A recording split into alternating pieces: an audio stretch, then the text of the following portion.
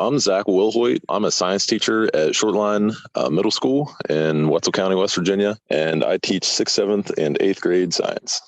So how I used it last year, I tried to take concepts that kind of follow flows or cycles. I essentially just provided the kids with vocab words, and they had to do online research to see what the vocabulary words meant and where they kind of fit into the cycle. And then they would ask me questions to kind of guide them through if they got confused.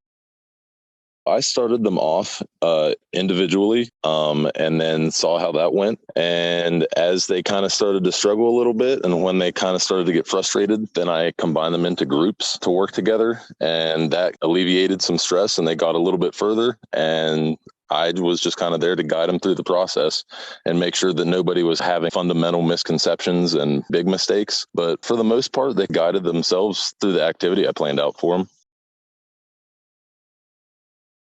I provided them a NASA website that they had to search through to get facts about each of the planets. I combined them in pairs at first, just to kind of collaborate on how to design it. There were a lot of different designs. People used more arrows, less arrows, more of like a flow versus some people used it more of like a poster board. So that was kind of neat seeing the variations. We essentially just used that NASA website to pull facts, and then just as a class got up and presented everyone's planet and facts about it, pictures. Again, it kind of took like a pretty typical in-class activity of doing that. You know, you just pull facts about the planets and go through them in some manner, but it just kind of streamlined it really nicely, in my opinion. And the kids really enjoyed using Lucid to do it as well, because like I said, it's so easy that they can spend more time being creative and less time worrying about how they're going to do it. I personally found Lucid to be extremely simple and just very streamlined. I mean, you drag a box, you add text, you add an arrow. You can add pictures right there. You know, I could have students working together on opposite sides of the room where they can't talk to each other, but they have to, you know, type to communicate with one another. Because as they get older, they might not be working with someone that they can just talk to.